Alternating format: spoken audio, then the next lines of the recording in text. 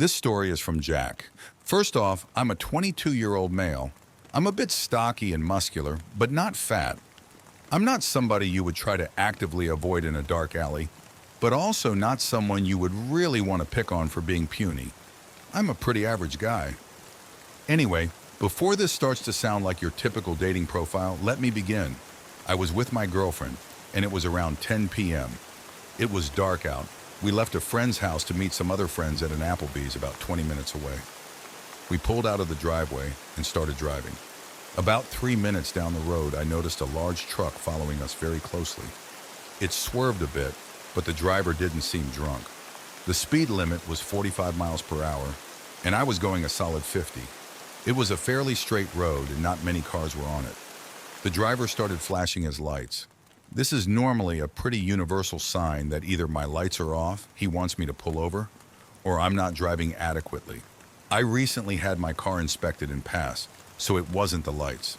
I was driving just over the speed limit, and there was no way that I was pulling over. Plus, it was a passing lane, so he could have passed if he wanted to. I kept driving. He was literally right behind me, not 15 or 20 feet, but right behind me. There were no other cars around, so I decided to start taking side roads. I knew the area pretty well, so I was confident. Meanwhile, my girlfriend just really wanted Applebee's. Classic girlfriend. So I took some random side road, and of course, he followed right behind me, still flashing his lights. I kept turning into other roads, trying to lose him, but he was staying right on my trail. Finally, my girlfriend realized how weird this was and began getting a little nervous. I have to admit, I was nervous too.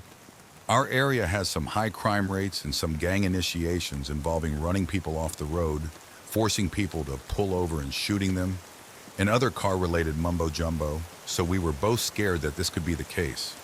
I kept taking side roads, and he kept staying right behind me. Finally, we arrived at a Walmart. This Walmart has a back road where the trucks go to unload, and I took the turn onto this road without even using my blinker, still trying to lose him.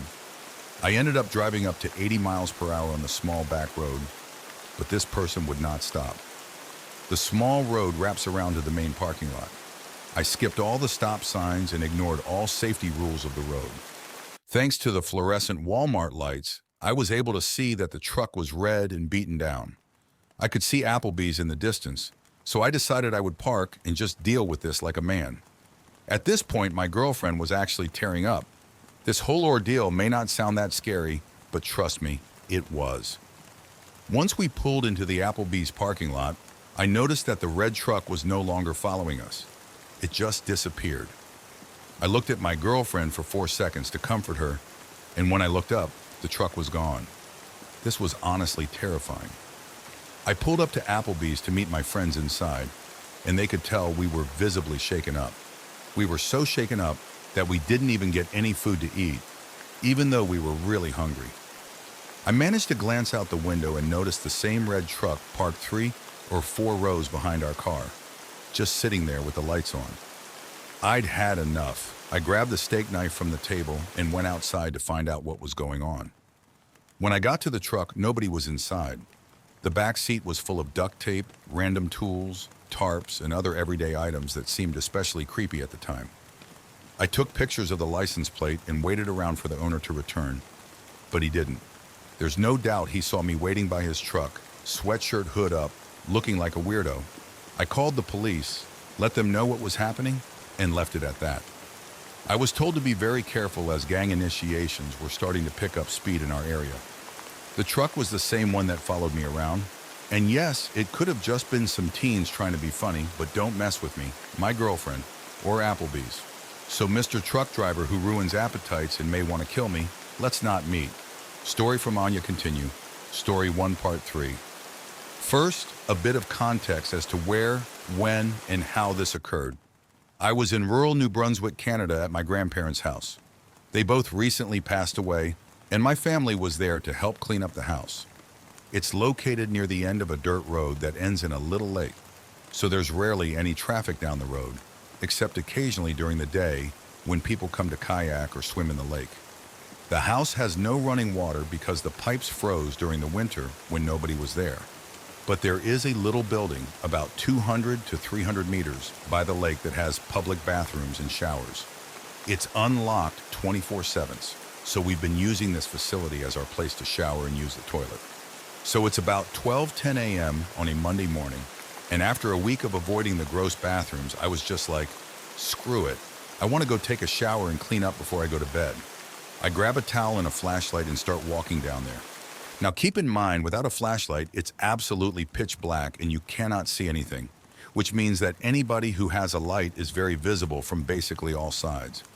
At this point, everything was pretty chill, and I was just enjoying the peaceful walk when suddenly, toward the end of the road, I heard a car's engine start and lights flick off. Immediately, I'm like, what the heck? Why are there people down there at this hour? You rarely see anybody parking down there, even during the day. I'm already a bit creeped out. The car does a three-point turn and starts coming up the road toward me. It's an older model Chrysler 300 that looks beat up as far. I've also never seen this vehicle out here before, which is weird because this is the kind of place that only locals use. So you do get to know the cars around here. It's pitch black and I can't see inside the car. It drives past me really slow. I breathe a sigh of relief as it starts to leave toward the main road. At this point, I'm almost at the dark path where the bathrooms are, and I can see the light from the building. That's when I turn around, and the car is doing another three-point turn, coming back toward me. I'm freaking out, thinking, what is going on? So I turn off my flashlight and just run toward the bathroom area as the car is making its way back. I duck in behind the storage shed for hiding. The car passes the bathroom, but immediately stops and turns around again. Then everything goes silent and the lights turn off. I was tempted to go into the building and do my bathroom business, but I felt unsafe coming out if I didn't know who was out there. I hear some doors opening and closing on the car, and I thought I heard the sound of a voice.